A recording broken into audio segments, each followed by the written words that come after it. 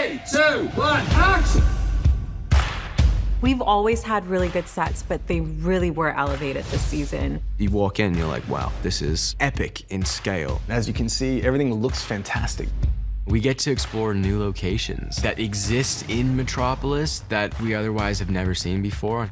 What I love about this season is how we dive into horror. We have blood, knives, a lot of the horror imagery that we hadn't been able to use before, that we used in season 1 with Raven, but we haven't been able to go back to it. And that has been a lot of fun on a technical level and exciting on a storytelling level.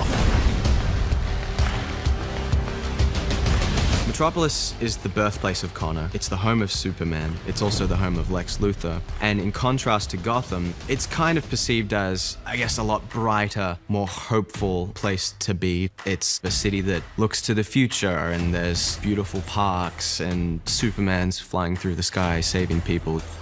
We really believed that coming out of season 3, which was emerging from the darkness of Gotham, that the Titans needed to move towards light. And in the DC world, Metropolis is light.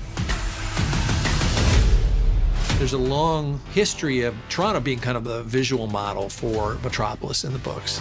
We have lots of tall glass buildings, clean lines, great architecture. But to create Metropolis, we have to find its identity. And to me, Metropolis' identity lies within Star Labs.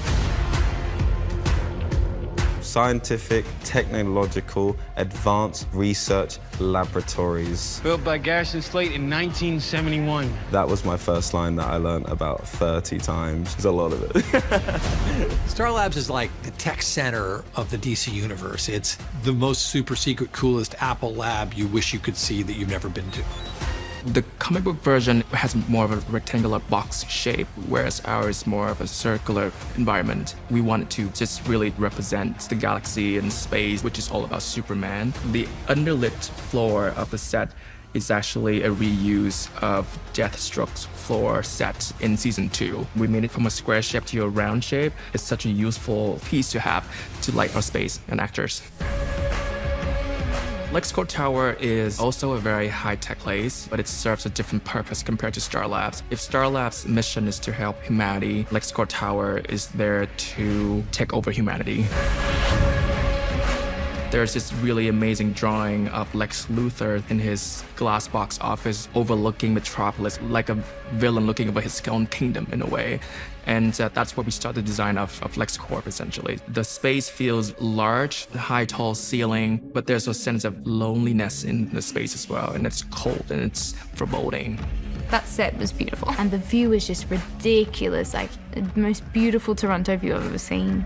Whenever there's light, there's got to be darkness. So we start to see the other side of Metropolis.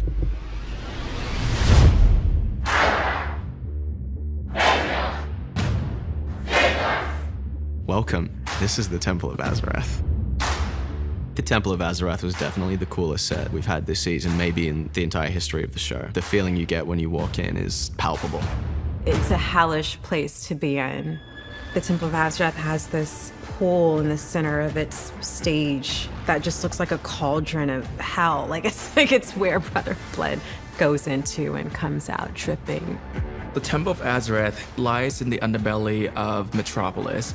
In the comic book version, it's not evil at all because it is Raven's birthplace. But in ours, this temple has been corrupted by trigonic magic.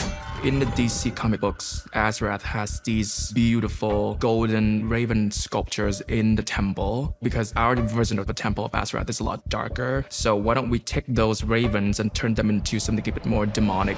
The temple is actually a refurbish of the Batcave from season 3, and we used the exact same rock wall and we changed the color. What Khan was able to do is build in all these symbols of the cult inside the lighting scheme that goes up to that big round pool of blood. My favorite set this season is the RV set. Spoiler alert, we're not actually in an RV. We built a set.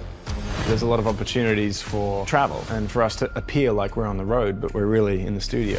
It's so fun to be able to explore these imaginary cities that fans know so well. This season in particular, I like the look of a bit more because it's not as just dumpster fiery.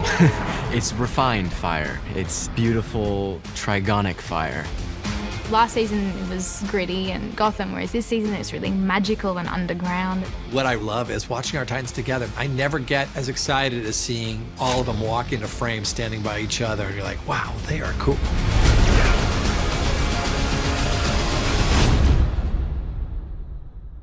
I'm gonna go for a bath.